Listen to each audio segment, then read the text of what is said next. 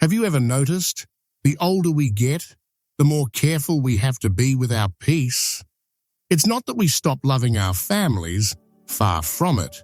It's just that somewhere after 65, you realize peace doesn't come from saying everything that's on your mind. It comes from knowing what not to say. I learned that lesson the hard way. There was a time when I thought complete honesty would bring closeness.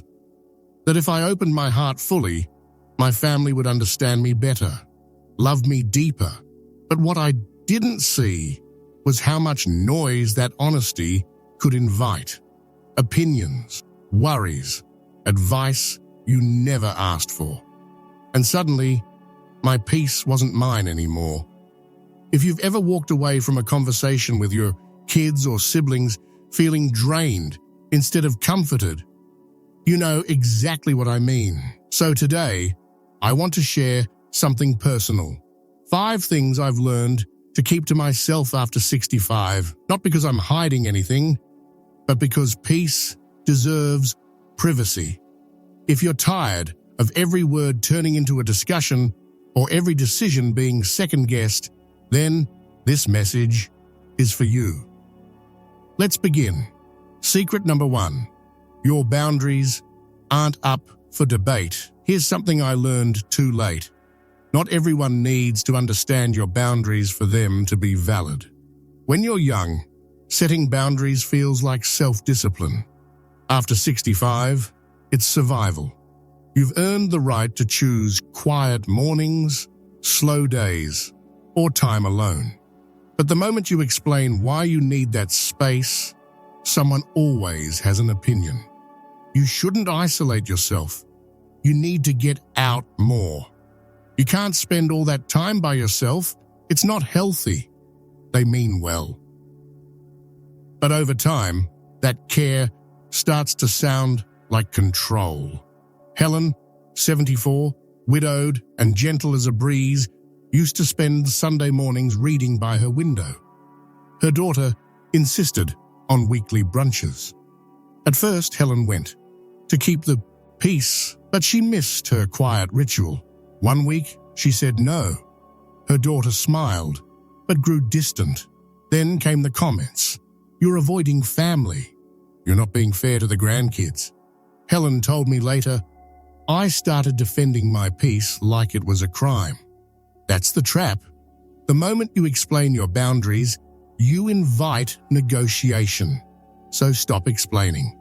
You don't owe anyone a justification for what makes you comfortable. Peace doesn't need a defense. It just needs consistency. Live your boundary, quietly, firmly. That's how peace stays protected. Secret number 2, don't share every feeling of loneliness. Loneliness. It's one of those words we whisper, not because it's shameful, but because it's misunderstood. After 65, the house grows quieter. The phone rings less. And sometimes we mention it. It's been quiet lately, or I miss everyone. But here's the thing. When you share that too freely, people start trying to fix what doesn't need fixing. George, 78, told his daughter, "It feels quiet around here." She heard it as a cry for help. Within a week, she'd filled his calendar, visits, social events, constant check-ins. He smiled and thanked her, but one day he said quietly, "I lost the silence I actually enjoyed." Sometimes loneliness isn't sadness. It's reflection. It's space to breathe, to think, to be. You don't have to explain that to anyone. Some silences are sacred. Secret number 3, keep a few memories just for you. Not every beautiful moment of your past needs to be shared. Some memories, those quiet flashes of joy, old dreams, even heartbreaks, belong only to you. Because when you tell every story, when you unpack every chapter, those moments start to lose their weight. They become conversation instead of connection.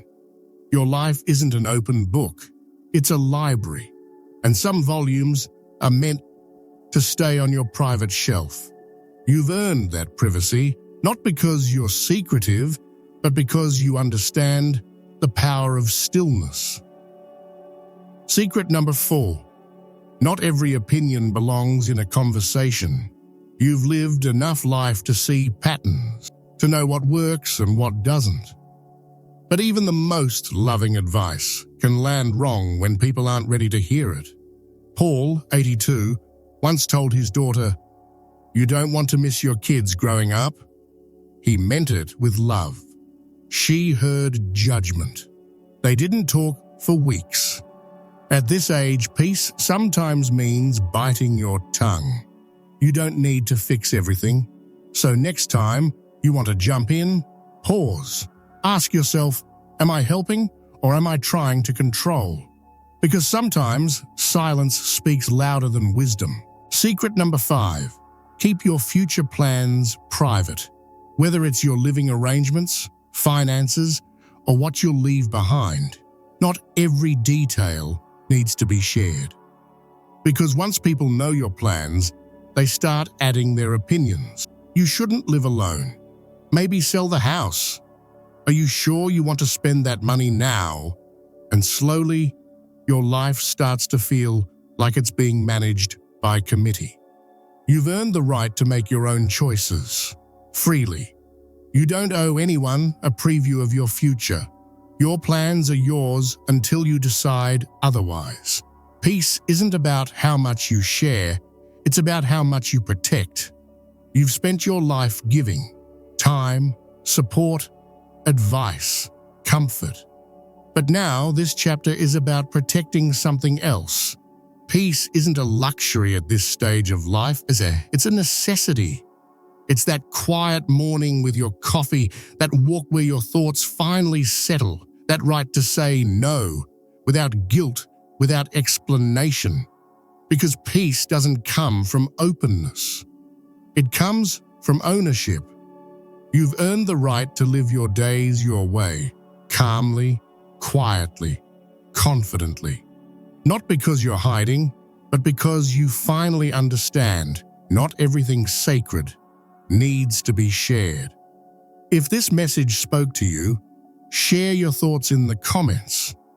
What's one thing you're choosing to keep to yourself from now on? Not out of fear, but out of peace. Your words might help someone else find their calm too. And if you haven't already, subscribe. We're building a space here, a kind, thoughtful community for people who've lived enough to know that peace is worth protecting. Take care of your heart, take care of your peace, and remember, you've earned it.